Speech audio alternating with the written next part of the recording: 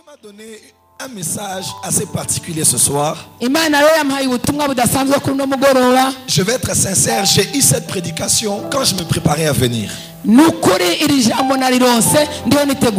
j'aimerais que chacun m'écoute très bien parce que cette prédication peut déterminer toute ta destinée.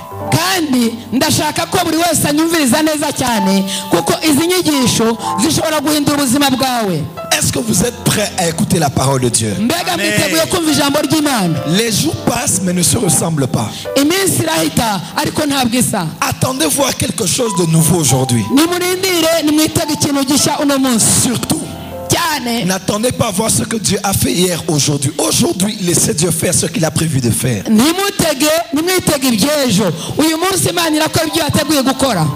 Est-ce qu'on peut dire Amen? Alors, prenez avec moi vos Bibles. Nous allons lire dans Exode chapitre 4, versets 22 à 26. Exode 4, 22 à 26.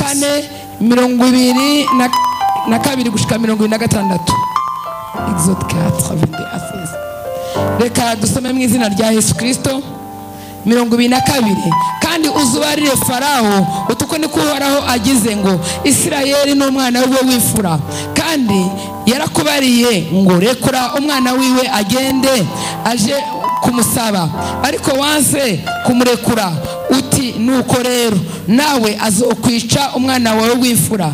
24 maze Mose akiri mu rugendo ari ku ndaro Uhoraho amusangaho ashaka kumwica. 25 maze Zipora yabira ibuye ry'isare akeba umutwe w'ico umwana wiwe yambariye aterera imbere y'ibirenge vya Mose ati nukuri umbereye umugabo avisha amaraso. 26 nuko Uhoraho aramureka maze Zipora aramubwira ati umbereye umugabo avisha amaraso gukeba abana niko nkwitiye nyo. Amen. Amen. Lisons Genèse 18. Itangiriro 18 1 à 10. Itangiriro 18 rimwe gushika ku 10. Turasoma mu izina rya Yesu Kristo. Aburahamu azimana abamarayika. Uhoraho abonekera Aburahamu ari kuri vya biti vya Mamure vyitwa imyeroni. Yari yicaye mu muryango w'ihema ryiwe mu ndugumba yo mu gihe c'amashoka. Kabiri yunamye amaso abona abagabo batatu bahagaze bamutumbereye. Ababonye ava mu muryango w'ihema yirukanga kubasanganira yakubita inkoro hasi gatatu ati mutungo namba nogira amahirwe imbere yawe ukemera ndakwinginze nturengane umusavyi wawe. Kane nuko bazana utuzi mwoge ibirenge muruhukire munsi mwihembure muheze mubone kugenda ko mugendeye umusavyi wanyu. Batikora uko uvuze. Aburahamu 6 Aburahamu yitera mwihema aho Sara yari ari ati tunganya n'ingoga ivyibo bitatu vyifu igogoretse urondere umutsima. 7 Aburahamu arabandanya aja mu busho ahinda ishuri y'igitegera nziza ayiha umusuku wiwe aca ayibaga n'ingoga. 8 yabira amata y'uruhu n'amakamano n'inyama za yashuri yabaze abitereka imbere yabo. Arahagarara mu mbavu munsi ya cagiti bararya icemo. Sara asezeranirwa kuvyara Isaka. Ku murongo w'icenda baramubaza bati Sara umugore wawe ari hehe? Arabishura atari mwihema. 10 aramubwira ati umwaka ugeze aho uyu ugeze sinzobura kugaruka iwawe. Sara umugore wawe avyaye umuhungu. Sara avyumviriza mu muryango mwihema aherera inyuma yawo. Amena. Amen. Amen. Pour terminer, lisons 1 Chronique chapitre 14 versets 13 à 16. Igitabo cya mbere ngingoma 14. 1 Chronique 14 ingoma ya mbere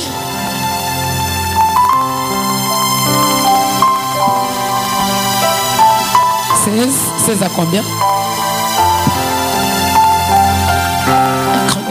Chroniques 14, 13 à 16. 13 à 16. Cumi na gatatu. Ingoma ya mbere 14 dore ku murongo wa 13. Bukeye abafilisitiya basubira gusagaza ubugira kabiri kuri uwo mwonga nyene. Dawidi yongera gusiguza Imana, maze Imana iramwishura iti nduge ngo mubisanganize ariko mubaturuke inyuma, mubaserukire harabana n'ibiti byitwa imibaka. 15. Maze nimuva imirindi y'ingabo ihindira hejuru kuri iyo mibaka, uce ubatera, kuko jewe Imana nzoba nkwitangiye imbere gutera izo ngabo z'abafilisitiya. 16. Nuko Dawidi abigenza nk'uko Imana yamubariye, bakinagiza izo ngabo z'abafilisitiya uhereye i Gibeyoni ugashika i Gerezi. Amina. Acclamons très fort pour la parole de Dieu. Ce soir, j'aimerais prêcher sur le thème la sensibilité prophétique.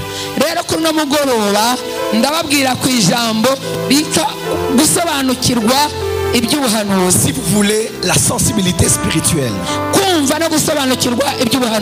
Est-ce qu'on peut dire ensemble sensibilité spirituelle?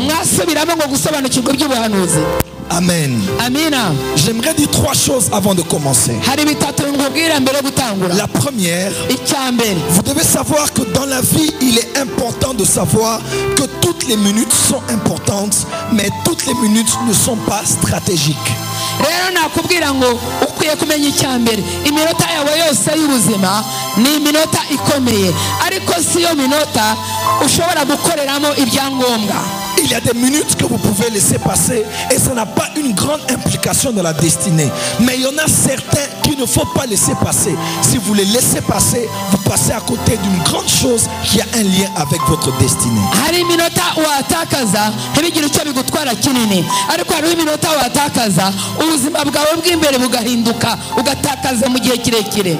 Il y a deuxièmement, il y a des instants qu'on appelle des instants du destin.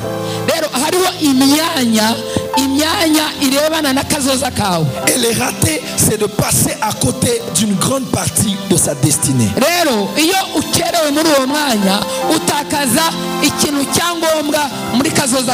Dieu peut s'être souvenu de toi, Dieu peut être venu même pour te visiter, mais si tu ne sais pas sentir qu'il est venu, tu peux passer à côté de la visitation divine.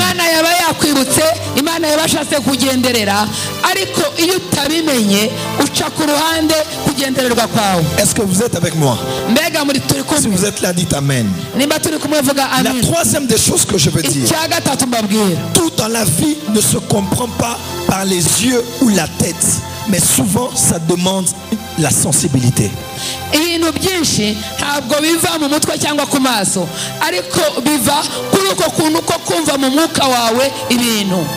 Il y a un homme de Dieu qui est l'homme de Dieu le plus riche du monde. Il s'appelle Kenneth Copeland. Cet homme est un multimillionnaire. Et il n'a pas commencé à être extrêmement riche aujourd'hui. C'est depuis les années 70, je crois. Et il est devenu ce qu'il est, pas parce qu'il avait de très beaux projets d'affaires, mais parce qu'il avait réussi dans le test de la sensibilité spirituelle.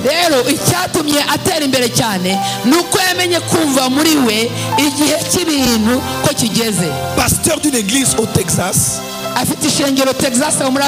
Pendant une certaine période, il a commencé à sentir le besoin d'acheter une grande propriété. Et il voulait bien le faire, mais comme il devait aussi en parler au comité, il a commencé à chercher des stratégies pour dire au comité de mettre l'argent de côté afin d'acheter cette propriété.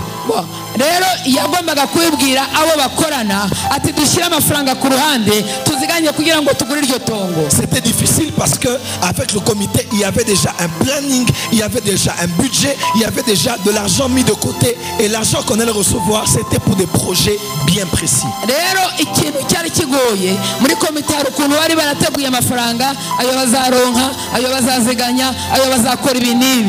Mais il ne sait pas, il n'avait aucune vision. Il n'avait entendu aucune voix. Mais il sentait seulement. Je ne sais pas si ça vous est déjà arrivé. Tu ne sais pas, mais pendant une certaine période, tu sens qu'il y a quelque chose qui doit se faire et tu dois faire certaines choses pour cette chose-là.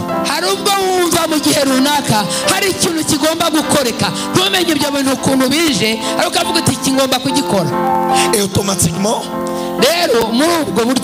il a rassemblé le comité et il les a parlé de ce projet qu'il avait à cœur, de ce qu'il sentait qu'il devait faire. Et le comité a commencé à faire quelques résistances parce que selon le budget, ce n'était pas prévu. Il y a des fois dans la vie où il faut passer à côté du programme. Dites amen bien. Suivez-moi ici, dites amen bien. Dites-moi encore un amen bien. Et le comité commençait à discuter. Après, il a dit que vous le voulez ou pas, je vais acheter cette propriété.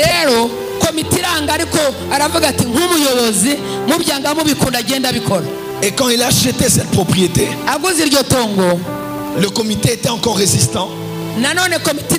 Il ne savait pas ce qu'il allait en faire exactement. Mais vous savez ce qui s'est passé? Quelque temps après, étant propriétaire de toutes ces terres-là, après certaines prospections scientifiques, on s'est rendu compte que cette propriété contenait des puits de pétrole qui pouvaient aller au-delà de 100 ans.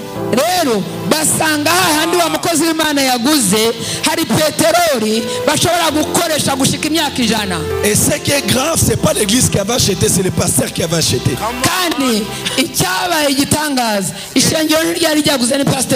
Des fois, quand on est leader, il faut aller au-delà de ce que les collaborateurs veulent. Cet homme a acheté une propriété sans savoir pourquoi. Mais il avait juste senti. Et il a posé un acte. Et aujourd'hui, c'est un multimillionnaire. Il a lui-même une grande propriété qui a une piste d'atterrissage. Il a une compagnie aérienne. Il a ses avions.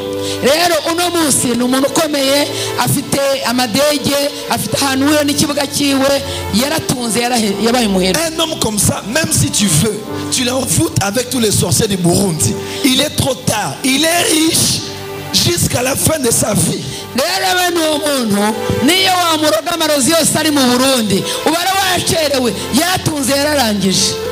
Dites à votre voisin sensibilité spirituelle. Non, dites à votre voisin sensibilité spirituelle. Un jeune garçon un jour, il avait étudié comment être boulanger. Il n'avait pas de travail. Un jour il s'est levé. Il a senti qu'il devait sortir. Il s'est lavé, il s'est habillé et il est allé en ville. Et pendant qu'il allait en ville, il passait devant une avenue. Et dans cette avenue, il y avait une pâtisserie. Et avant qu'il ne passe par là, il y avait le patron qui se fâchait avec son boulanger.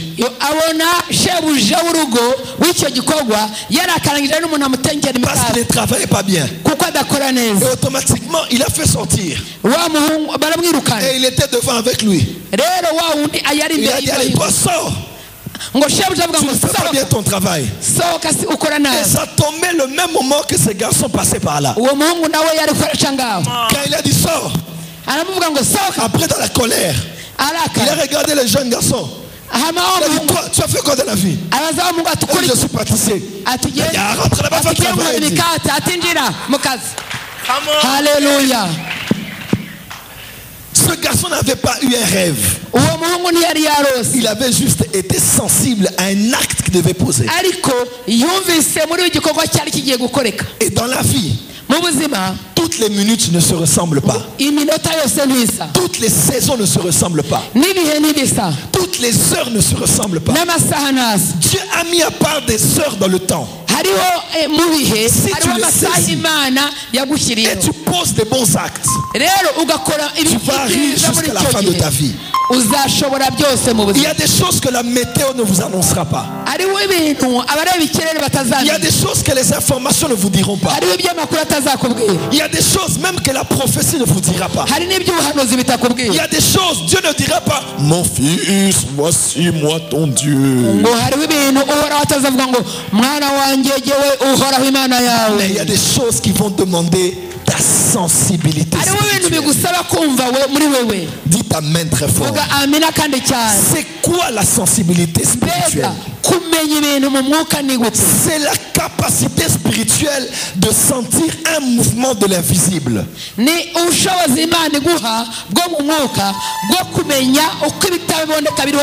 Tout en sachant l'acte à poser, soit pour faire ou ne pas faire quelque chose, en vue de créer une réaction qui aura des effets dans le visible.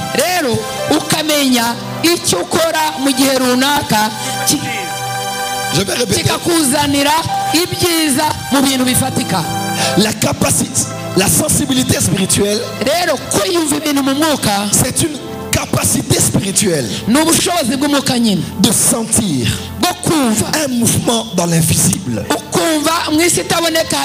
tout en sachant l'acte à poser, soit pour faire ou ne pas faire quelque chose, en vue de créer une réaction qui aura des effets dans le visible. Oh my God. Alléluia. Est-ce que je peux répéter? La sensibilité spirituelle, c'est la capacité spirituelle de sentir un mouvement dans l'invisible,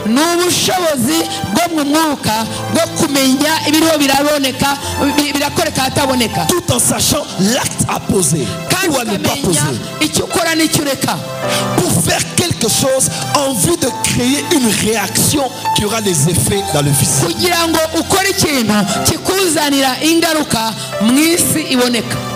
Dites amen bien. La sensibilité spirituelle, c'est cette capacité qui te donne, tu ne sais pas, on ne t'a rien dit, mais tu sens qu'il y a quelque chose qui est en train de vouloir se passer dans l'invisible.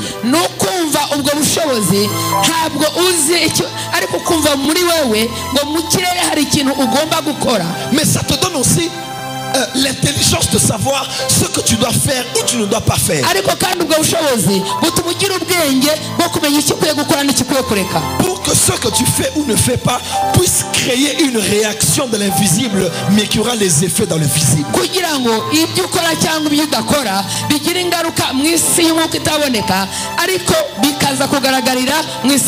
Vous lisez la Bible, n'est-ce pas? Dieu a dit à Abraham, il a dit: Abraham, quitte la maison de ton père et va sur la terre dans laquelle je vais te montrer. Et Abraham est parti, n'est-ce pas? Quelques temps plus tard, lorsqu'il a Isaac comme fils, la même voix revient et Dieu lui dit: prends Isaac et va avec lui sur la montagne que je te montrerai. Et n'oubliez pas que dans la Bible c'était une chaîne de montagnes. Donc il y avait plusieurs montagnes. Et la Bible dit que Abraham est allé sur la montagne sur laquelle il y avait le bélier.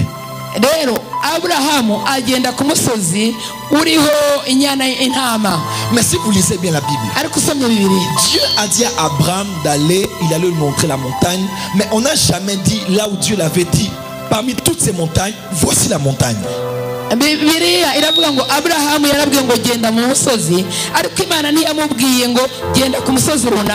Abraham passait devant plusieurs montagnes.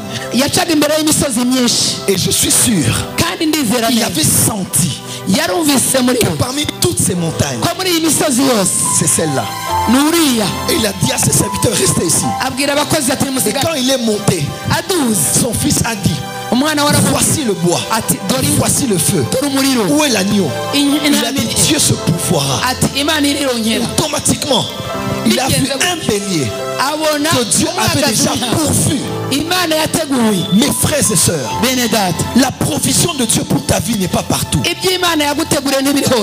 y a beaucoup d'affaires aujourd'hui, mais ce n'est pas dans toutes les affaires que Dieu a préservé ta provision. Il y a beaucoup de parcelles achetées, mais pour toi, il ne faut pas acheter partout. Il y a beaucoup d'endroits où commencer une église, mais malgré les opportunités, il ne faut pas forcément attendre que Dieu dise c'est là-bas. Des fois tu ne te diras rien. Il faudra juste exercer ta sensibilité prophétique. Vous savez, autrefois, quand on faisait, quand on recherchait de l'or, il y avait des gens qui avaient ce qu'on appelait les détecteurs de métaux. On pouvait passer ça sur du sable et il n'y a aucun bruit. On passe, il n'y a aucun bruit. Mais à peine on passe sur du sable sous laquelle il y a des métaux, l'appareil commence à faire.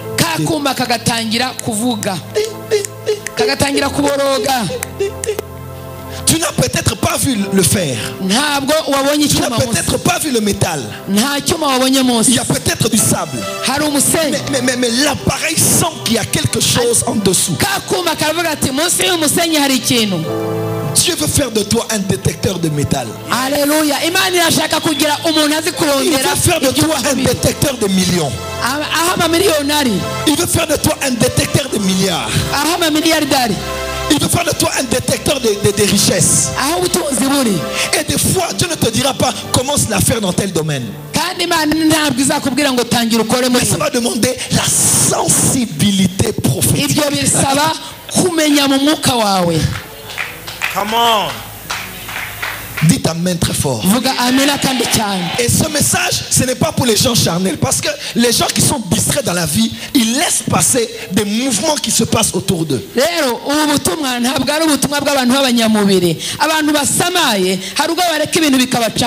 Seuls les chrétiens spirituels peuvent sentir que quelque chose est en train de se passer ici. Et ils savent ce qu'ils doivent faire ou ne pas faire. Et ça crée une réaction qui les apporte des bénéfices physiques. Dites amen très fort. Un jour je prêchais dans une croisade. C'était dans un marché. Et je transpirais. Et j'ai commencé à faire signe derrière à quelqu'un pour lui dire que j'avais besoin du papier mouchoir. Et quelqu'un passait par là. Et il a pris son papier mouchoir.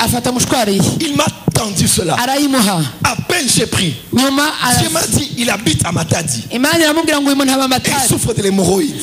Et sur le champ, il est en train d'être guéri. Et la personne, j'ai dit, tu habites à Matadi? Il a dit oui. Tu souffres de l'hémorroïde? Il a dit oui. Et il a été guéri instantanément. Mes frères et sœurs, tout le monde a vu des papiers mouchoirs, mais ce n'est pas tout le monde qui était guéri. C'est une question de sensibilité prophétique. Dis très fort amen bien. Dis très fort amen bien. Jésus passait par là. Tout le monde savait que Jésus passait par là. Tout le monde avait des problèmes. Mais cette femme, 12 ans de perte de sang, elle était assise à la maison. Elle ne sait pas. On ne l'a pas prêché. On ne l'a pas exhorté. Personne n'est passé à la télévision. Elle n'a pas suivi la radio. Elle a seulement entendu. Et elle a senti. Elle a senti qu'il y a un mouvement dans l'invisible. Il y a quelque chose qui veut se matérialiser. Mais il faut qu'elle pose un acte.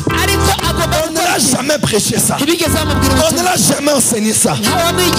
La sensibilité t'enseigne toi-même. Des choses que tu n'apprends pas à la théologie.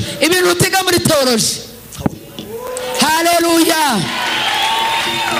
Elle a senti que le salut était quelque part. Elle a dit si je fais et je le touche, je serai guéri. La sensibilité te fait poser les actes qui n'existent pas. La sensibilité peut briser le protocole. Cette femme l'a saigné, elle saignait. Et dans la loi juive, ce n'est pas une femme qui saigne qui peut se présenter devant les gens parce qu'elle va souiller tout le monde. Mais la sensibilité brise la loi. La sensibilité brise le programme.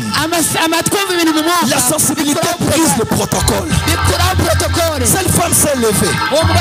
Elle a dit, même si la loi a dit, même si il y a la foule, même si il y a la ceinture de sécurité de Pierre et des autres, je sens qu'aujourd'hui c'est mon année. Je sens qu'il n'y aura plus de 13e année. Cette femme a senti que la 12e année est la dernière. Elle a dit non. Ça a duré 12 ans, mais c'est la dernière année. Elle est partie. Elle s'est faufilée. On l'a bousculée. Elle s'est faufilée.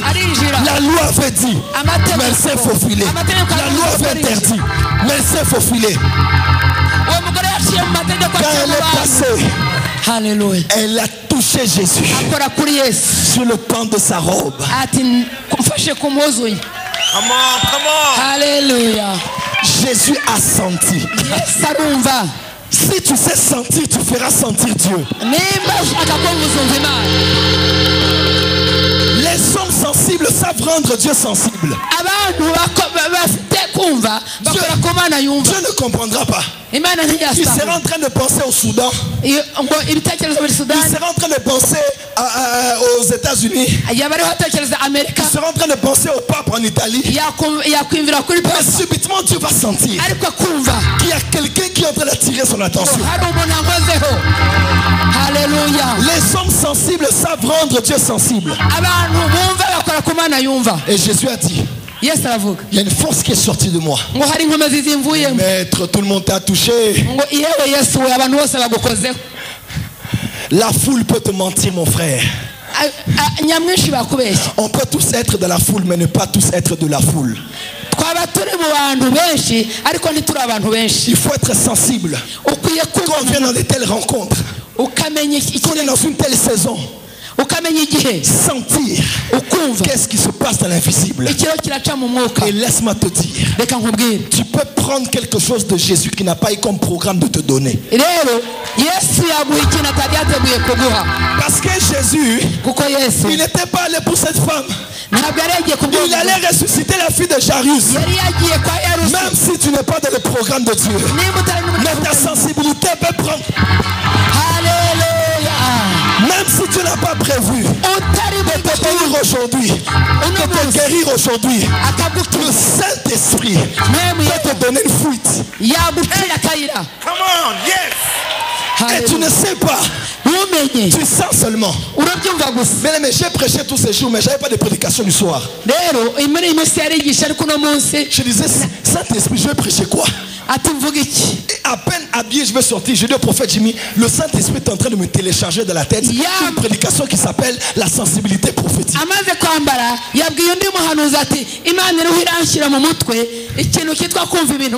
Et si j'avais déjà programmé une prédication, je l'ai ratée. Dites amen très fort. Et pendant que Jésus partait, on l'a stoppé. Jésus peut marcher, mais la sensibilité va l'arrêter. Je vois Jésus s'arrêter sur ta rangée aujourd'hui. Je vois Jésus s'arrêter devant ta chaise aujourd'hui. Si tu le crois, dis amen. Ils étaient à 4. Ils avaient un ami paralysé. Ils sont allés devant la porte. Dans la maison, on entre par la porte. Mais la porte était déjà remplie. Ils ont dit, mais qu'est-ce qu'on va faire? Ils ont commencé à sentir qu'il fallait faire parachuter leur ami. Alléluia. Papa. Ils ont senti qu'ils devaient faire quelque chose de non conventionnel. Vous savez, des fois dans de tels services, J'aime toujours dire au protocole. Quand je sens que quelqu'un veut venir, souvent laisse-le. Parce que tu ne sais pas qu'est-ce qu'il a senti de venir toucher l'homme de Dieu. Parce que c'est peut-être pas quand je vais prêcher, quand je vais prier. C'est peut-être pendant ces minutes-là, il sent que c'est maintenant que je dois aller et il est guéri.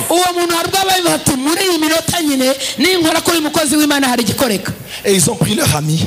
Ils sont montés sur le toit. Jésus prêchait. Et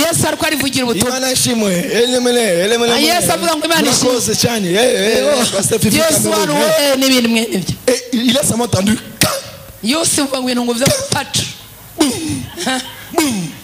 Il regarde là-bas. Parachute.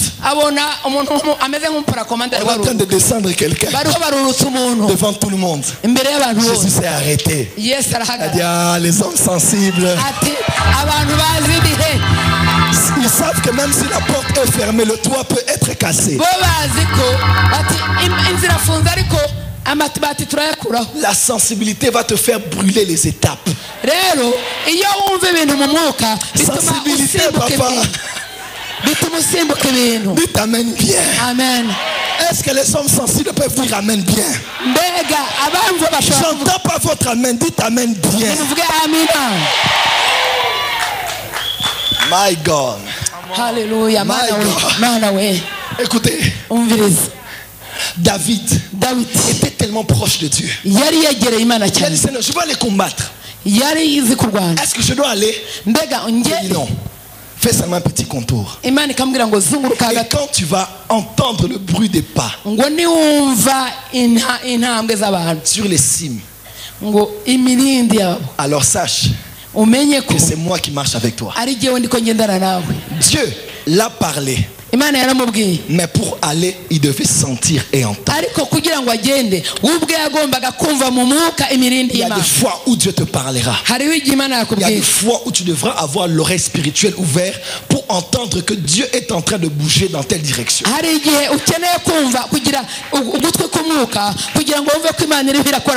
L'année passée, j'étais au pays. Et Dieu m'a dit, tu vas aller en prière. Beaucoup de Dieu m'ont confirmé cela. Mais je n'avais pas encore le lieu où je devais aller. Parce que Dieu m'avait dit, pendant 6 mois, tu vas partir. Seigneur, j'ai un ministère. Et pour être sincère, mes ressources financières sont dans le travail que je fais dans la ville. J'ai dit, je vais t'obéir, Seigneur. Et je priais. Je n'ai pas entendu une voix. Mais j'ai senti que je devais aller à Kigali. Alors que nos deux pays avaient des problèmes. Et je peux risquer toute ma carrière parce que certaines personnes peuvent me créer des problèmes politiques. Mais il y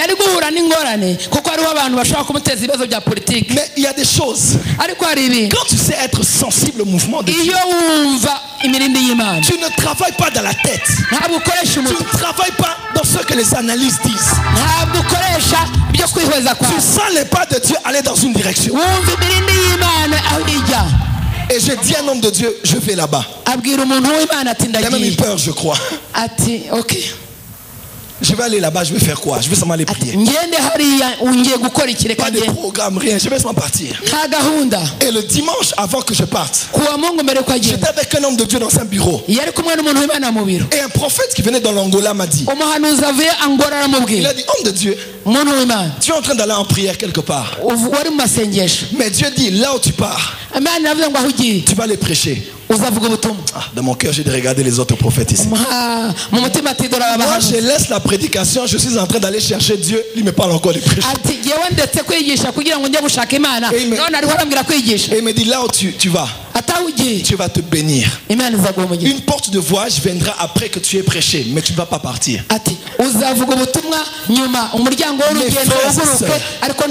J'ai plié mes bagages. J'ai senti le pas de Dieu.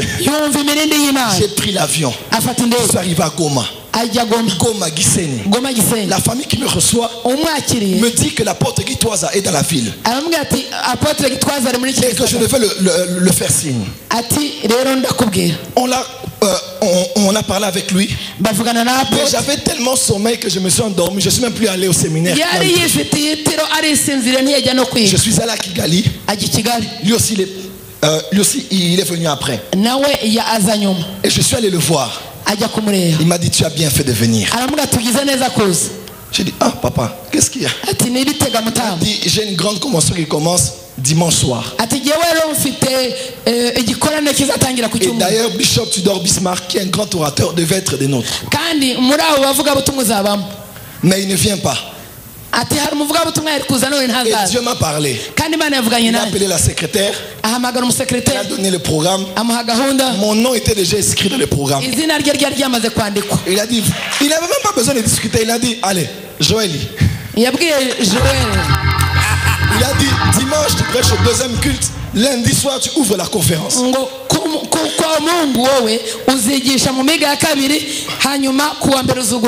tête a commencé à travailler. J'ai dit: ah Seigneur, on est vendredi, dimanche je prêche. Seigneur, j'ai peur de t'attrisser, parce que je ne suis pas venu prêcher ici. Je suis venu chercher ta face. Mais Dieu s'en fout. Dieu, il est souverain. Il fait de ses serviteurs ce qu'il veut, quand il veut, comme il veut. Et le samedi, j'ai pensé à la prophétie. Et je dis: je vais aller prêcher. Et Dieu seul sait ce qu'il avait fait.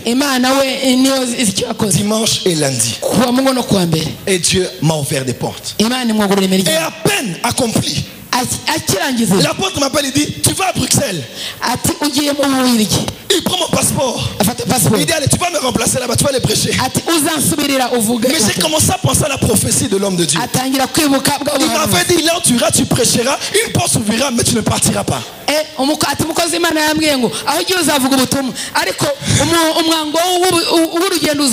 fait toutes les démarches. Rien n'a marché. Et grâce à cette porte, l'apôtre m'a donné 3 semaines à Zion Kigali. Et beaucoup plus, je me retrouve aussi au Burundi devant vous. Vous savez pourquoi? À cause de la sensibilité. Parce que j'ai senti, sans avoir entendu Dieu, que je devais faire un mouvement. Dans la vie, certains mouvements peuvent changer ta destinée. Il y a des fois, il faut quitter un domaine pour un autre domaine. Pas parce que tu as entendu le pasteur te le dire, mais parce que tu ne sais pas comment dire. Mais tu sens que dans l'esprit, Dieu se dirige là-bas.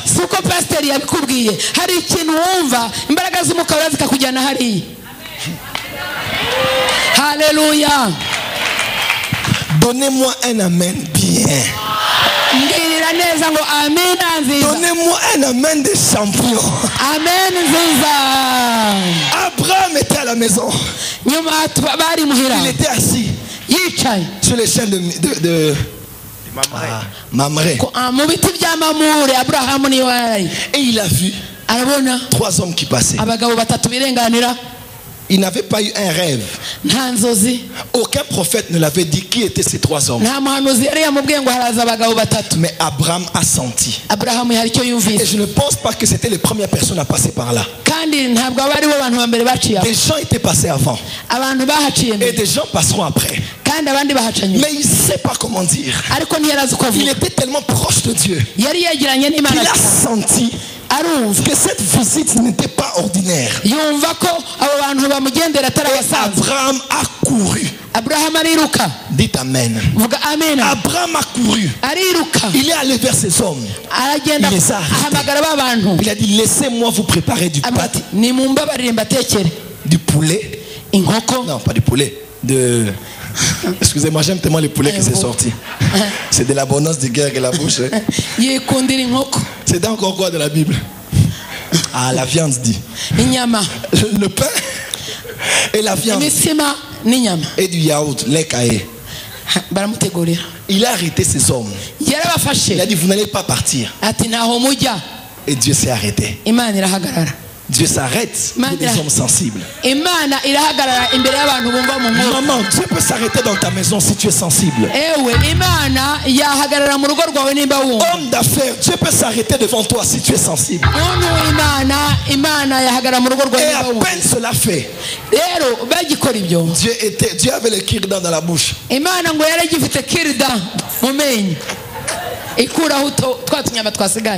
Abraham,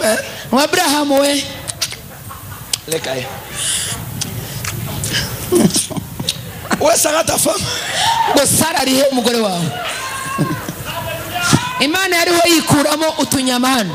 Elle est là-bas. Il a dit l'année prochaine, à cette même période, elle aura un enfant. Ta promesse peut s'accomplir dans la mesure où tu apprends à être sensible dans les choses de l'esprit.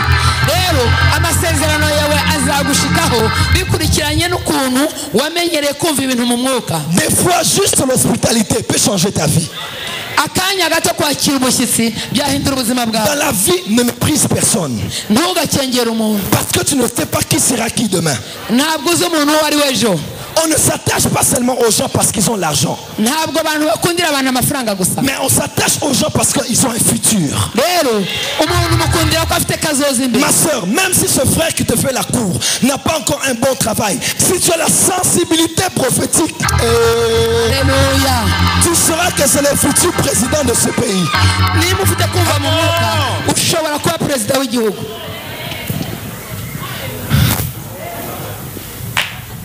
Je dis toujours à ma fiancée, tu vois comment hein? Partout elle passe là-bas.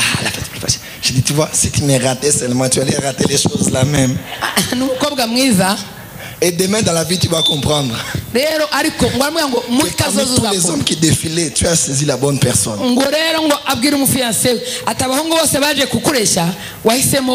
Dites Amen bien. Frappe la main de ton voisin et lui deviens sensible. Dis à ton voisin, deviens sensible. Ah, dis à ton voisin, deviens sensible. 5 personnes autour de toi. Dis à ton voisin, deviens sensible. Dis à ton voisin, deviens sensible. Dis à ton voisin, deviens sensible. Aïe, aïe, aïe, aïe, aïe, aïe, aïe, aïe, aïe, aïe. Dis à ton voisin, deviens sensible. Et je bénis ta sensibilité. Parce que tu as senti que tu devais être à Zion. Et je t'informe que Dieu s'est arrêté. Et que Dieu va toucher ton problème jusqu'à la racine. Si j'étais toi, je le dirais amen bien. Si j'étais toi, je le dirais yes. Si j'étais toi, je le dirais yes. Si j'étais toi, je le dirais comment. Dites amen bien.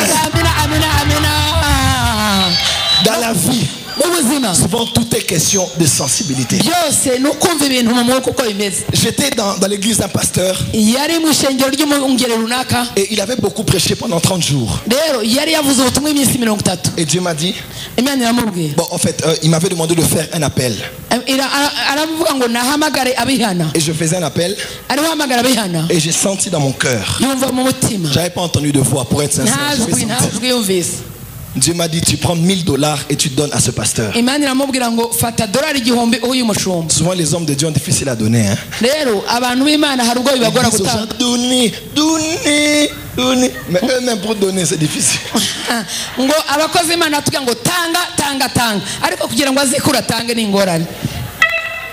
J'ai dit Seigneur, j'avais aussi besoin de l'argent.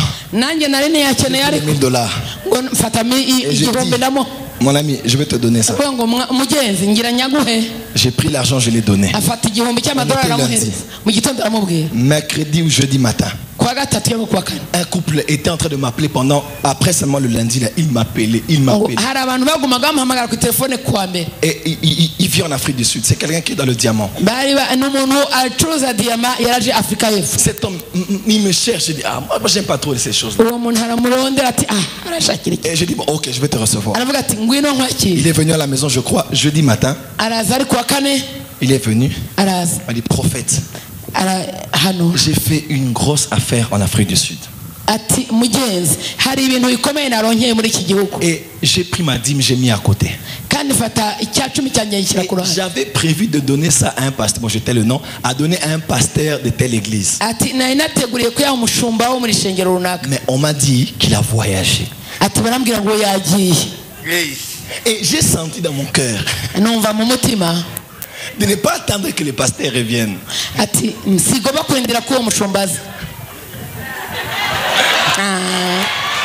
J'ai senti que je devais te donner.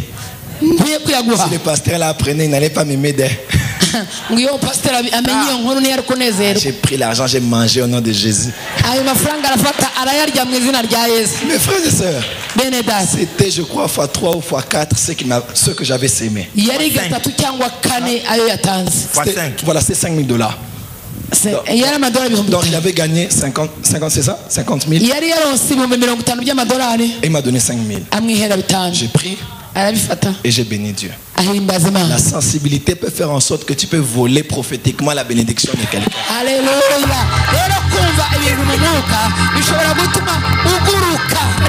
Je n'encourage pas aux femmes de faire ça. Mais je crois que la maman de Jacob avait senti qu'il fallait même faire une combine, mais ce n'est pas Esaü qui devait avoir la bénédiction. Dis à ton voisin, c'est pas encore fini. Le samedi, je vais voir une femme.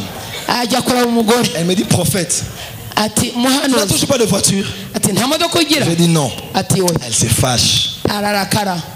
Elle me donne une Jeep. Hey, vous êtes jaloux? Acclamez.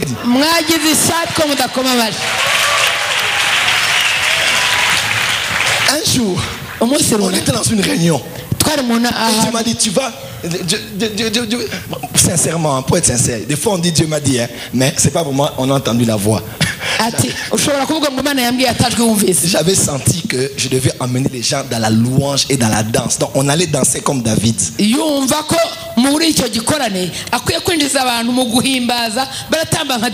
Mes frères, on a commencé à danser. J'ai transpiré. J'ai dansé. Même si David ressuscitait, il allait s'étonner. Parce que les choses qu'il faisait, il allait être mon élève. On a transpiré.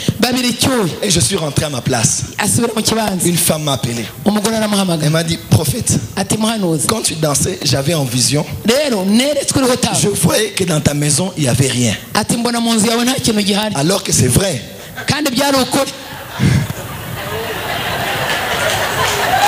Dans ma maison, si tu dis Amen, ça va faire l'écho. Amen.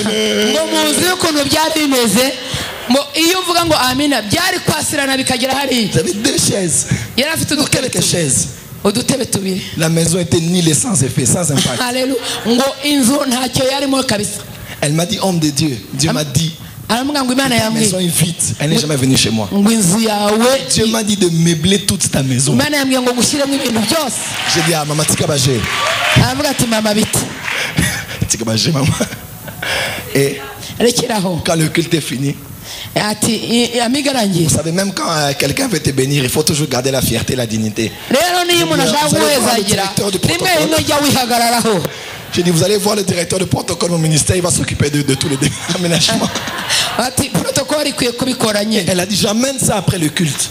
Et je devais encore aller prêcher le soir. Parce que c'était le matin. Et entre les 2 cultes, j'étais dans ma chambre. J'ai prié au Ramamama. Et j'ai entendu la grande porte s'ouvrir.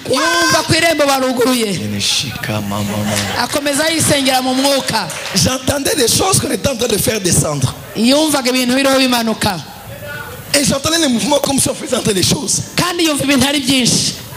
J'ai dit, ah Seigneur, toi-même tu sais. Les gens le soir, toi-même tu sais, Seigneur. Au nom de Jésus, Seigneur, Amen. Mes frères et sœurs, salon en cuir, salle à manger en cuir, Télévision. Je ne sais pas si c'est 50 pouces. T'as la mounine. Extra plat. Télévision en cuir.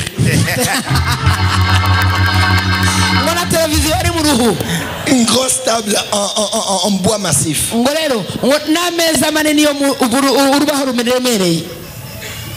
Cuisine. Frigo. Cuisinière. Machine à laver. Sans femme ni enfant. Machine à laver. Machine à sécher. Quoi encore? Micro-ondes. Chambre.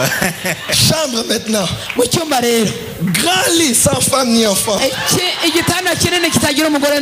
Moi mais je tourne comme ça jusqu'au bout. Je tourne encore. Quand je touche à droite, iPad. Quand je touche à gauche, ordinateur. Quand je touche en haut, la Bible.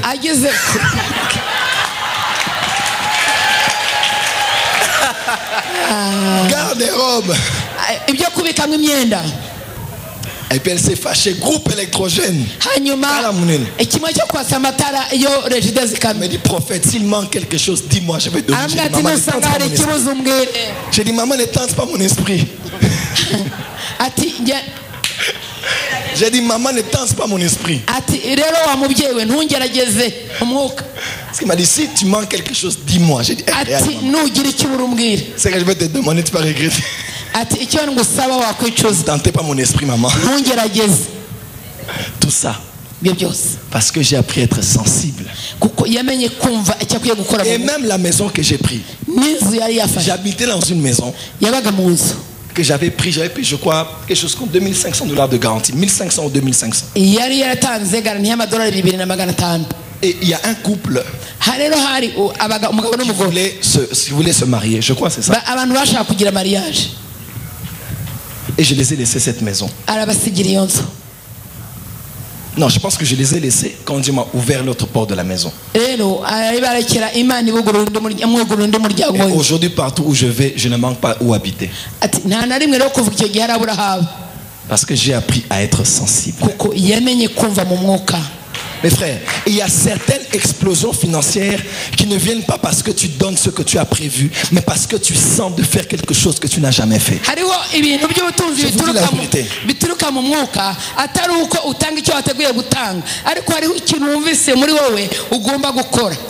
Il y a certaines guérisons qui ne viendront pas quand on va t'imposer les mains, mais quand tu vas poser l'acte que Dieu veut que tu poses, parce que tu as senti que c'est maintenant le moment de ma guérison.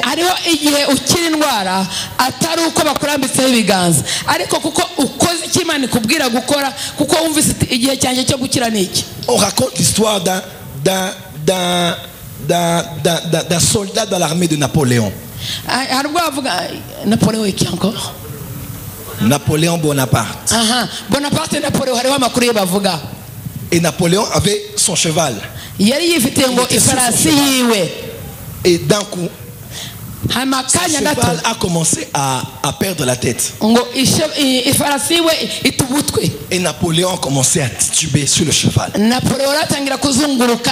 tous les militaires étaient à leur poste. Et subitement, il y a un caporal qui était là. Et il a senti qu'il devait faire quelque chose. Il n'était pas autorisé à quitter les rangs pour aller. Mais il a seulement senti. Et il a dit, je vais risquer. Quand il est parti, alors que tout le monde ne faisait rien, il a maîtrisé le cheval de Napoléon. Quand il s'est maîtrisé, Napoléon a regardé le caporal. Il a dit, merci mon général.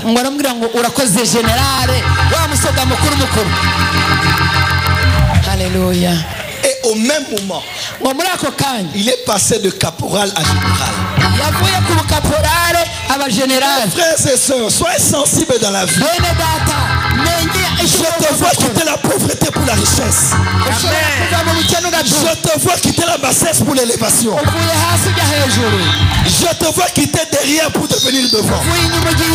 Que Dieu te donne la sensibilité. Au nom de Jésus.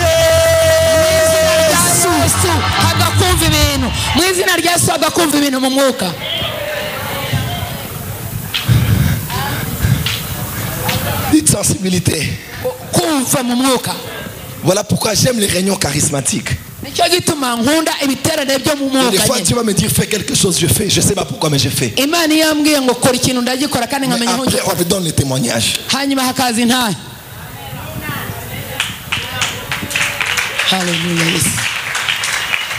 Je devais aller dans une réunion. Et quand je suivais le message, Dieu m'a mis à cœur, il m'a dit va seulement prendre les mouchoirs que cet homme-là s'essuie avec. Prends ça. Mes frères, la sensibilité peut te faire tuer l'hygiène. Bonne manière et l'hygiène ne me conseillera jamais de prendre la sueur de quelqu'un. Imyitwarire myiza n'uburere bwiza hamwe n'ibintu by'isuku ntabwo byatuma ufata umushwari undi mugabo yakoresheje ngo wisige icyuya. C'est mal propre kuko n'umwanda. Ce n'est pas hygiénique. Ntabwo bihuye n'iby'isuku. Selon les microbes, c'est pas bien. Mais la sensibilité, ça s'en fout des bonnes manières. Parce que des fois, il y a la minute du destin. Dieu ne dépend pas des mouchoirs. Dieu est souverain. Il pouvait guérir cet aveugle. Mais Jésus a fait, il a vraiment tiré les crachats qu'il y a dedans là-bas.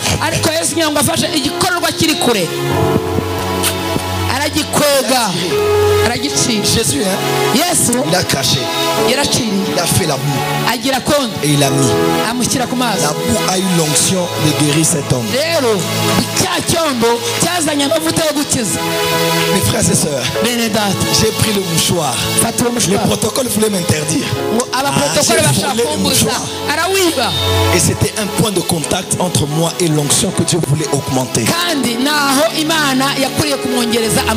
Des fois, Dieu n'est pas dans les grandes choses, mais dans les petits détails. Dans les petits détails. Dans les petits détails.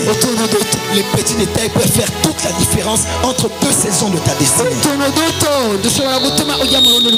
Une servante de Dieu,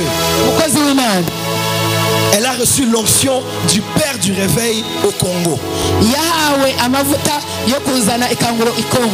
Elle s'appelle Tumba Shaumba. Nous avons entendu parler d'Adina Bala. La personne à qui cet homme a légué l'onction, c'est une femme. La personne à qui cet homme a légué l'onction, c'est une femme.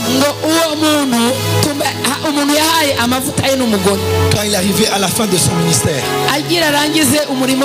cette jeune femme habitait chez lui à la maison. Adinabala s'est levé. Il a appelé Touma. Il s'est mis à genoux. Et il a dit Dieu m'a dit que tu dois prier pour moi. Elle a dit moi je vais prier pour mon père spirituel en l'imposant les mains. Elle dit, je peux jamais faire ça. Jamais je ne peux pas faire ça. Et l'homme de Dieu l'a dit tu vas prier pour moi. Elle a senti. Elle devait le faire. Et elle a posé les mains à son père spirituel. Elle a dit Seigneur, Dieu d'Alexandre Adinabala, toi qui l'as oint et qui l'as utilisé dans les nations, toi qui l'as donné cette grande onction, alors que je prie pour lui, tout ce que tu l'as donné comme onction, je prends ça. Automatiquement l'homme de Dieu il a enlevé la main. Il dit toi, qui t'a dit de prier comme ça? Elle a dit je prends ça. Et il a dit tu es une fille intelligente. Ce que tu as cherché tu l'as reçu. Alléluia. Et quelque temps après il est mort. Si c'était quelqu'un qui était distrait, elle allait dire Seigneur, brise ton serviteur. Enlève en lui les soucis de l'argent, Seigneur.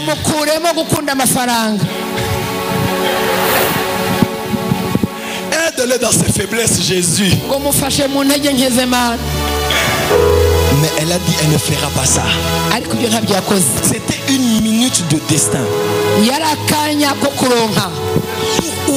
Benny Hinn a suivi la vidéo de Heidi Nabala. Il a dit cet homme. On l'a dit Alexandre Heidi Nabala. Il a dit il est où? On a dit au Congo. Cet homme parlait Swahili. Benny Hinn a dit Dieu est noir. Et la langue qu'il comprend c'est le Swahili. Parce qu'il ne pouvait pas comprendre comment Dieu pouvait utiliser quelqu'un puissamment à ce niveau. Un jour, on a mené à Heidi Nabala un enfant, une femme qui était enceinte. Elle était la femme d'un soldat. Et elle était enceinte d'une fille. Elle a dit à l'homme de Dieu, si je mets au monde encore une fille, mon mari va me chasser de la maison parce qu'il veut un garçon. Et son mari est en mission de service. L'homme de Dieu a dit, va ma fille, tu auras un garçon. Quand la femme est partie, elle a mis au monde une fille. Elle est allée chez l'homme de Dieu avec l'enfant. Elle a dit, si mon mari apprend ça, c'est foutu. L'homme de Dieu est en train de rire. Et elle a dit, donne-moi l'enfant. C'est un garçon, c'est une fille. Il a pris l'enfant. Il a levé vers les cieux. Il a dit Katika Jina Naesu. Il a renvoyé l'enfant. A ouvert. C'est un garçon.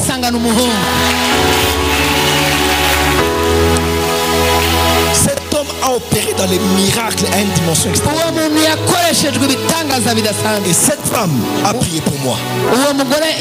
Un jour dans une réunion, elle est venue. Et je conduisais l'adoration. Elle est venue là où j'étais à la réunion. Tout le monde s'étonne. On a dit, qu'est-ce que cette femme est venue faire ici? Quand elle s'est assise, je l'ai présentée. Elle a pris la parole. Elle m'a dit, Dieu m'a dit de venir pour te transférer le manteau. Je me suis mise à genoux. Elle m'a oué avec de l'huile. Mes frères et sœurs, depuis ce jour-là, mon ministère atteint une autre dimension. Et cette femme avait eu ce qu'elle avait eu parce qu'elle était sensible. Elle avait senti qu'il y avait un transfert de manteau autour d'elle.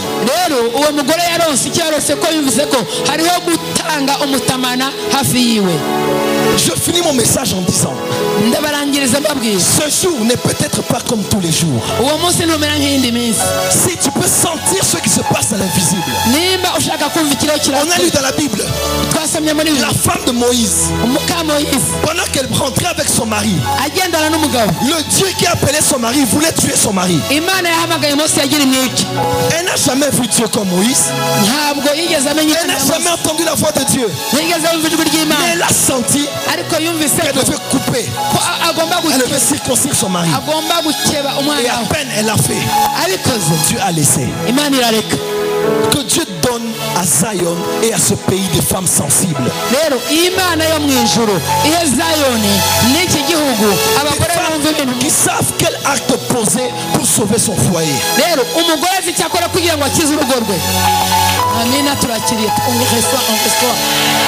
Tu reçois. Vous recevez ça? Oui. Tu reçois ça au nom de Jésus. Cette femme a sauvé son mari parce qu'elle était sensible. Tu peux sauver tes enfants si tu es sensible. Tu peux sauver ton foyer qui veut aller au divorce, mais seulement si tu es sensible. Tu peux être guéri de cette maladie. Peut-être que Dieu te dit, va vers l'homme de Dieu et prie pour toi. Mais souvent les gens regardent, les gens vont me voir, ils vont dire, il est en train de faire selon la prédication. Oui, la prédication est prêchée pour que tu fasses.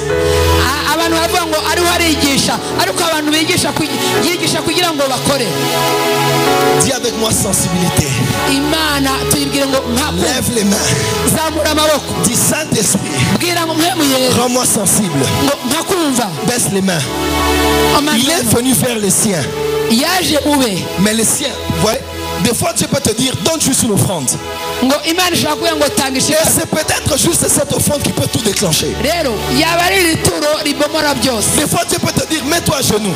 Et c'est peut-être juste le fait d'être à genoux qui peut tout déclencher. Quand quelqu'un est sensible, il s'en fout de ce que les gens vont dire. Parce que c'est le but de cette prédication.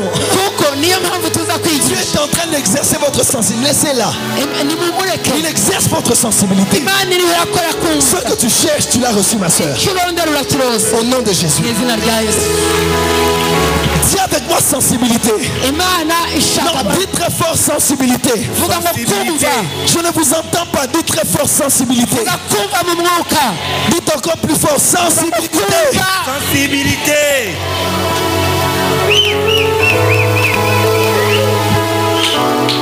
Des fois dans une réunion, Dieu peut seulement te dire commence à sauter, saute. Commence à crier, crie. Même quand ta femme ne comprend pas, crie. Dans la présence de Dieu, tout peut se passer. Et si tu considères trop ton titre et ce que tu es, tu peux rater quelque chose qui peut affecter toute ta vie. Les jours passent mais ne se ressemblent pas. Les jours passent mais ne se ressemblent pas, mes frères et sœurs. Ce culte ne reviendra pas deux fois. Dans l'histoire du Burundi, ce culte ne reviendra pas deux fois. C'est peut-être le culte de ton miracle. C'est peut-être la solution. C'est peut-être le culte de ta solution. C'est peut-être le culte de ton changement. Dieu est ici, mes frères et sœurs. Dieu est ici, mes frères et sœurs.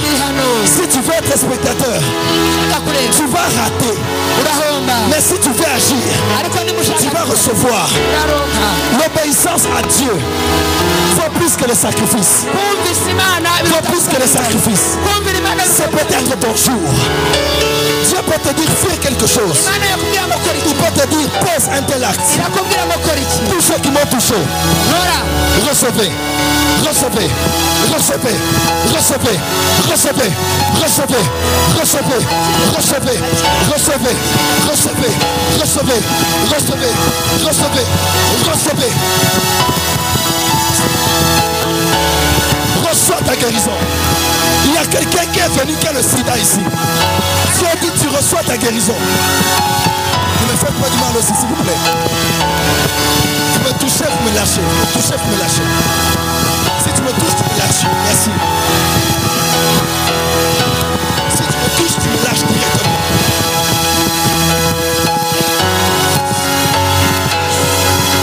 Vous recevez vos miracles maintenant. Je dis maintenant. Maintenant. Maintenant. Maintenant. Maintenant. Maintenant. Maintenant. Maintenant. Le sida disparaît. Le cancer disparaît. L'épilepsie disparaît. Au nom de Jésus. Vous me touchez, vous me laissez directement. Merci. Jesus name. In Jesus name. Tout l'honneur, prophète Jimmy. In Jesus name. Au nom de Jésus. Au nom de Jésus. Attendez, attendez. Je prie pour cette femme. Elle souffre de quoi? De quoi? Levez les mains, commencez à prier. Tout le monde, levez les mains, commencez à prier. Ne soyez pas distrait. Hein? Ne soyez pas distrait. Dieu m'a dit à quelqu'un qui vient ici devant qui a le sida.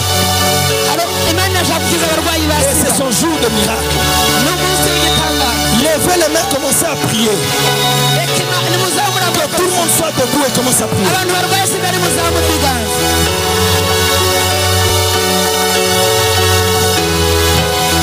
Commencez à prier. Que tout le monde soit debout, commencez à prier.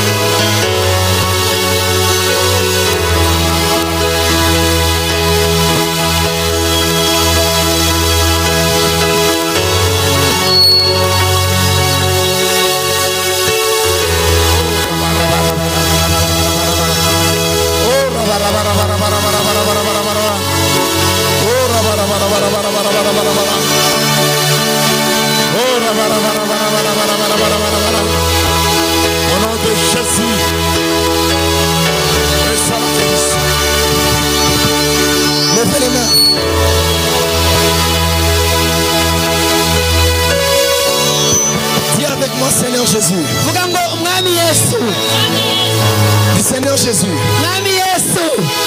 Cette soirée, c'est la soirée que j'attendais. Dites très fort, Seigneur Jésus. Dites cette soirée, c'est la soirée que j'attendais. Dis-moi ce que je dois faire ou ne pas faire pour recevoir mon miracle. Dis Seigneur, augmente ma sensibilité et aide-moi à aller en direction. À aller en direction du mouvement spirituel. Ceux qui prient en langue, commencez à prier en langue. Ceux qui ne prient pas en langue, commencez à prier Dieu très fort. Réclamez à Dieu ce que vous êtes venu chercher. Je ne connais pas votre situation. Je ne connais pas ta situation. Mais demande à Dieu ce que tu cherches. Pour ta vie, ta famille, ton foyer ou ton ministère. C'est maintenant ou jamais. Je dis, c'est maintenant ou jamais. Je disais, c'est maintenant ou jamais. Jouez mal la mélodie du matin. Celle que vous avez joué ensemble le matin. Yes. Priez très fort. C'est maintenant ou jamais. C'est maintenant ou jamais. C'est maintenant ou jamais. C'est maintenant ou jamais. Qu'est-ce que vous voulez? C'est votre soeur. Vous croyez au miracle? Vous croyez?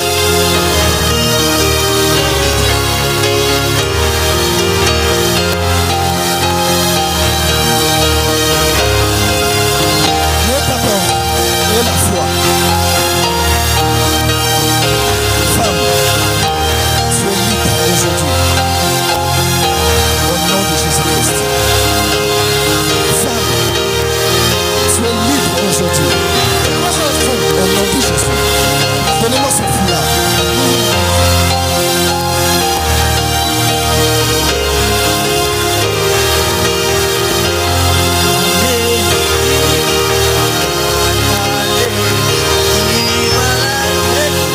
Quand elle va dormir la nuit, mettez ça sur son lit. Vous allez voir ce qui va se passer. Père, au nom de Jésus, les linges touchaient le corps de Paul. Les linges touchaient le corps de Paul. Et les démons sortaient des corps. Que ce linge soit un point de contact avec ta puissance quand elle va dormir. Au nom de Jésus. Musique. Rentrez, elle est guérie. Et la foi, elle est guérie. Rentrez avec elle. Ne l'appelez plus malade ce soir, dites qu'elle est guérie.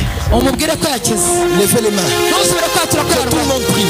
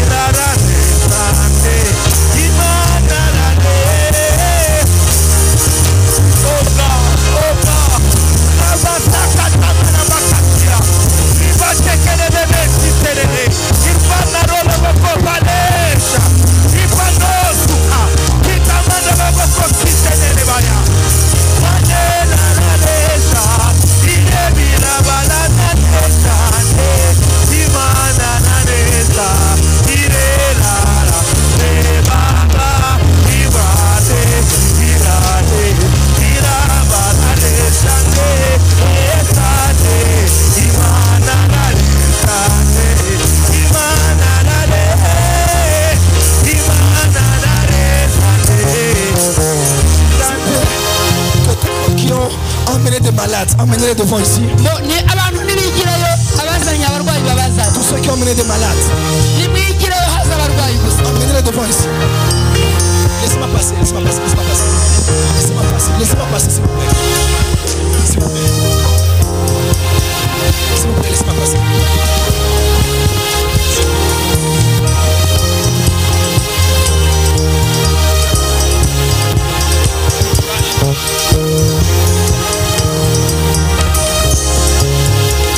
Tous ceux qui sont malades ou qui ont des malades, avancez ici devant. S'il vous plaît, avancez. S'il vous plaît, avancez. Ne vous dérangez pas, ne vous dérangez pas. Ne soyez pas distrait aussi. Même vous qui n'êtes pas malade, ça peut se passer aussi. Ne soyez pas distrait. Levez les mains. Levez les mains. Pour tous qui êtes malades, bien, vous avez laissé des gens à la maison malades. Avancez avec eux. Joël Francis ne guérit pas, c'est Jésus qui guérit. Venez en s'attendant à lui. Et même si je ne vous touche pas, des miracles vont commencer seulement maintenant là dans la salle. Je vais prier en général. Et vous allez commencer à faire ce que vous n'avez jamais fait. Et je vous dis, le Dieu que je sers est vivant. Vous allez sentir un changement instantané là où vous êtes. Vous qui n'êtes pas malade, étendez les mains vers eux. Un peu de compassion, commencez à prier pour eux. Allez, tout le monde levez la voix et présentez à Dieu ce besoin de guérison dans vos corps. Et je vous assure que les témoignages vont commencer avant que je ne finisse ma prière. Levez la voix, commencez à prier. Allez, priez. Je ne vous entends pas. Priez. Tout le monde criait. Dans le temps de Bartimée. Mais Bartimée criait plus fort. Ce n'était pas la puissance de sa voix, c'était la puissance de sa foi. Priez. Priez. Ça va commencer. Je sens l'onction des miracles. Je sens l'onction des miracles. Si vous avez touché le prophète, laissez-le pour qu'il puisse aussi travailler. Si vous l'avez déjà touché, laissez-le s'il vous plaît. Levez les mains, priez. Vous allez voir les miracles qui vont commencer. L'onction des miracles est là. L'onction des miracles est là.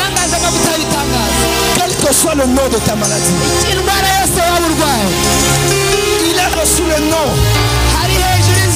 au-dessus de tous les noms. Devant son nom, le diabète fléchit. Devant son nom, le sida fléchit. Devant son nom, la paralysie fléchit.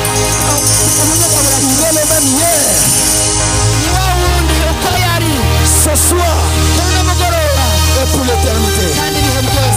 Jésus est dans la salle. Jésus est dans la salle. Il te touche. Il te guérit. Il te libère. Il te libère. Il te libère. Jésus te libère. Jésus te libère. Jésus guérit ton enfant. Jésus te guérit. Crois seulement. Crois seulement. Crois seulement. Je sens la joie. Je sens la joie. Je sens la joie. Les miracles ont commencé. Testez vos corps déjà. La maladie disparaît. Les kystes disparaissent. Jésus te guérit maintenant. Reçois ton miracle. Reçois ton miracle. Reçois ton miracle. Receive your miracle.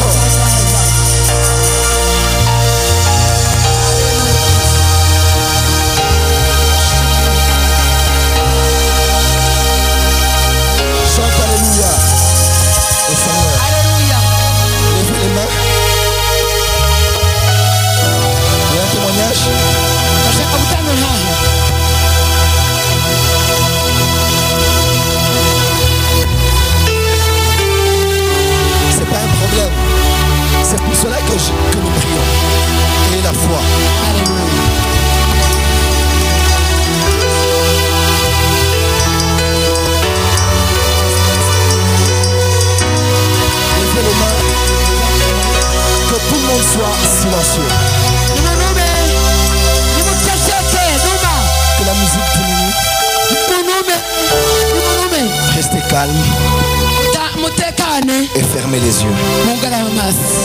Je sens une joie monter dans mon cœur. Et le Saint-Esprit me dit, c'est parce que les miracles ont commencé. Je sais quand ça commence. Avant même que je ne prie, commence déjà à tester l'endroit où tu avais mal. Et maintenant, posez juste vos mains à l'endroit malade. Si c'est à un endroit, beaucoup, on ne peut pas localiser, mets juste tes deux mains sur la tête.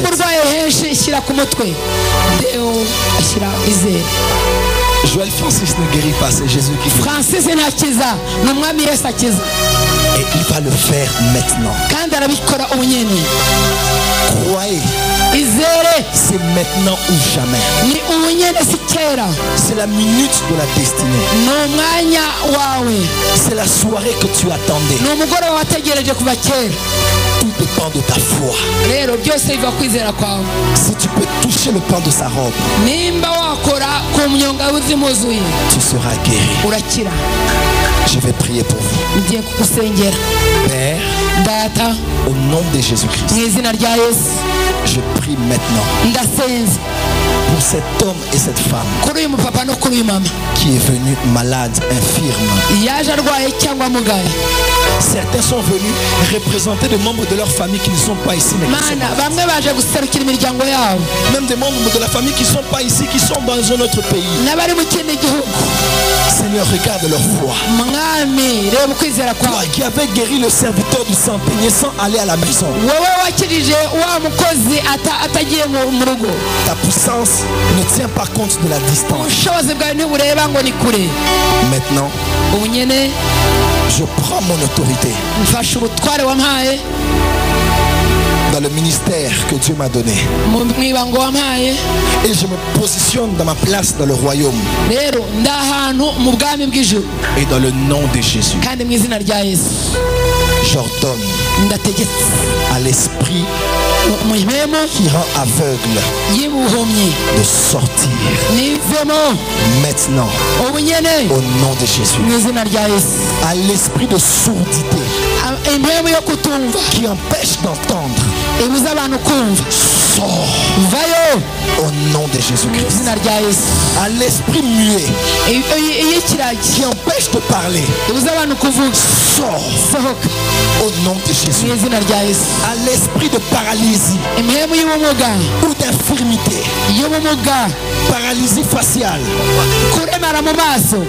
paralysie partielle, paralysie totale, je t'ordonne de sortir du corps. Je te menace. Sors au nom de Jésus-Christ. Esprit de sinusite, bronchite, diabète, sors, sors au nom de Jésus-Christ. Esprit de cancer, quel que soit le type de cancer, sors de ce corps, sors de ce corps et ne reviens plus jamais au nom de Jésus. Au nom de Jésus, ne reviens plus jamais. Sors au nom de Jésus.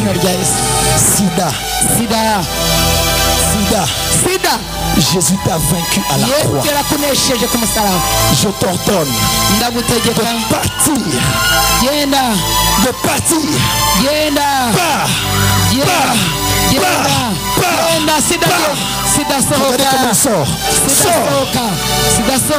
Et ne reviens plus jamais. Quel que soit le nom de ta maladie, ou même ce que je n'ai pas pu citer, sache que maintenant, tu es guéri. Amen. Maintenant, tu es guéri. Maintenant, tu es guéri. Maintenant, lève ta main. Commence à remercier Dieu parce que tu es guéri. Lève les mains. Commence à remercier Dieu parce qu'il t'a guéri. Confesse ta guérison. Proclame ta guérison. Commence à tester ton corps. Sauf s'il faut sauter. Si tu as des béquilles, si tu as des béquilles, jette des béquilles. Si tu es paralytique, marche. Tu es venu avec quelqu'un de malade.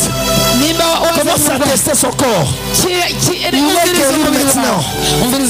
N'attends pas de sentir. Crois que la guérison a déjà été accordée. Fais ce que tu n'arrivais pas à faire. Lève les mains, commence à clamer Dieu. Enlevez ses chairs. Et les témoignages. J'ai dit, levez les voix, commencez à remercier Dieu. Ne rentrez pas à vos places, remerciez Dieu. Je vais vous entendre prier, remerciez Dieu. Parce qu'il vous a guéri. Remercier Dieu, c'est la foi. Oh. Alléluia. Oh. Yes. Oh. Alléluia. Pasteur Patrick, vous allez m'aider? S'il vous plaît, ne soyez pas devant moi. Tout celui qui sent déjà que la guérison est accordée, monte, monte, monte. Monte vite, monte vite. Si tu testes, vous avez testé quelqu'un, vous avez vu qu'il est guéri, quelle que soit la maladie. Avance devant tu vas parler à l'oreille de ceux qui sont ici. Et ils vont me dire le témoignage et on va annoncer cela. J'aimerais que toute la salle acclame Dieu en poussant des cris de victoire. Alléluia. Vous n'avez pas bien acclamé.